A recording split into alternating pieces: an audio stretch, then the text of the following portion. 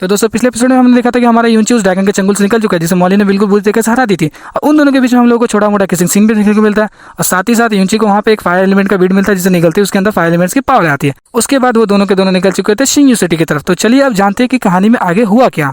जैसे कि मैंने मैनोस के चैप्टर के एक्सप्लेनेशन में बताया था, यूंची खुद को एक बूढ़े आदमी में कन्वर्ट कर लेता है। उसके बाद एक दुकान में चला जाता है अपने फायर मिस्टिक हब्स को बेचने के लिए। और वहाँ जाके वो उन तीनों को अच्छे दामों में बेच देता है। अच्छे दामों में बेचने के बाद मॉली को उस दुकान में एक ड्रेस पसंद आती है और वो यूंची से जिद करने लगती है उसे खरीदने के लिए। लेकिन यूंची चालाक था, उसने क्या किया कि अपना दिमाग लगाया, उस ड्रेस को फ्री में ले लिया। फिर वो सीधा निकल पड़ता है शीकोंग हांग से मिलने के लिए। और शीकोंग हांग से जैसे वो मिलता है, उस पेंडेंट को दिखाता है जो कि उसे के दादाजी ने उसे दिया था।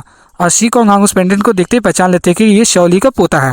और उसके बाद वो अफसोस जताने लगते हैं, कहते हैं कि शाओ क्लैन में जो कुछ भी हुआ, मैं शाओली की मदद नहीं कर पाया वहाँ जाकर, मुझे काफ़ी ज़्यादा अफसोस हो रहा है इस बात का।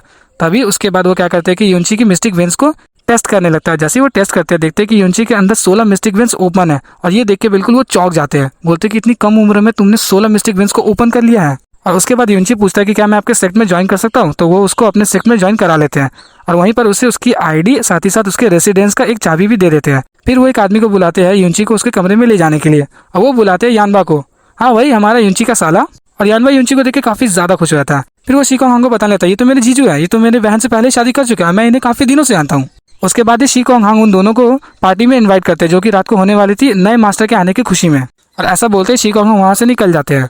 उसके बाद यानबा क्या करता है कि पूरे सेक्ट में उसको घुमाने लगता है। और जब वो दोनों घूम रहे थे तो वहीं पर एक सुंदर सी लड़की दिखाई देती जिसका नाम था लू रुइयो, जो कि एक दूसरे लड़के के साथ लड़ाई कर रही थी जिसका नाम था मू रोंग। और वो दोनों जब लड़ाई कर रहे थे, कतई लग रहा था कि दोनों डांस कर रहे हैं, एकदम बेकार सा।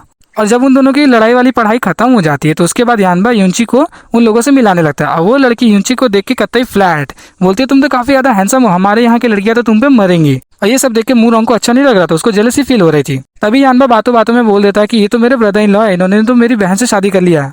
और ये सब सुन के यूंची को बिल्कुल अच्छा नहीं लगता। उसके बाद मू रोंग क्या करता है कि कोई बहाना बना के लू रियो को वहां से लेके निकल जाता है। फिर सभी के सभी लोग मिलते हैं रात की पार्टी में। रात की पार्टी में मू रोंग यूंची को देख के काफी ज्यादा गुस्सा हो जाता है, बोलता है कि ये तो नए स्टूडेंट्स हैं, इन लोगों को आखिर इसमें बुला कैसे लिया। और उसके बाद वहाँ के जो मास्टर थे थोड़ा सा उठ के भाषण झाड़ते हैं। भाषण झाड़ने के बाद ही एक दूसरे सेक्ट का मास्टर उठ के बोलता है, क्यों ना आपके डिसाइपल्स और हम लोगों के डिसाइपल्स के बीच में लड़ाई हो जाए। और शिंगयू सिटी का मास्टर भी राजी हो जाता है, क्योंकि बात अब तो इज्जत पे आ चुकी थी। फटे तो फटे लेकिन नवाबी ना घटे। और उसके ठीक बाद उन्हीं के बीच से एक लौंडा उठ के बाहर आता है और वो यानबा को सिलेक्ट करता है पहली लड़ाई के लिए। यानबा तो लड़ना नहीं चाहता था, वो बोल रहा था कि मैं तो सिर्फ 14 साल का हूँ, मैं कैसे लड़ सकता हूँ। लेकिन सभी के सभी सेक्ट के डिसाइपल्स ने उसे फोर्स किया और वो लड़ने के लिए चला जाता है। और जैसे ही वो दोनों की लड़ाई स्टार्ट होती है तो यानबा पहला हमला करता है। लेकिन पहला हमला करने के बावजूद भी वो लड़का बुरी तरीके से यानबा को पीट देता है। और पीट के जैसे ही वो जोर से एक धक्का मारता है तो यूंची दौड़ के आके यानबा को पीछे से पकड़ लेता है। और उसके बाद यूंची बिल्कुल गुस्से में आ चुका था। और यहीं पर ये एपिसोड हमारा खत्म हो जाता है। तो हो सके तो मैं एपिसोड 9 का मानवा बेस आपको पहले एक्सप्लेन कर दूंगा। और तो और जैसे एपिसोड 9 रिलीज होगा मैं तो एक्सप्लेन करता ही हूँ। तो मिलता है आपसे नेक्स्ट वीडियो में, तब तक के लिए गुड बाय।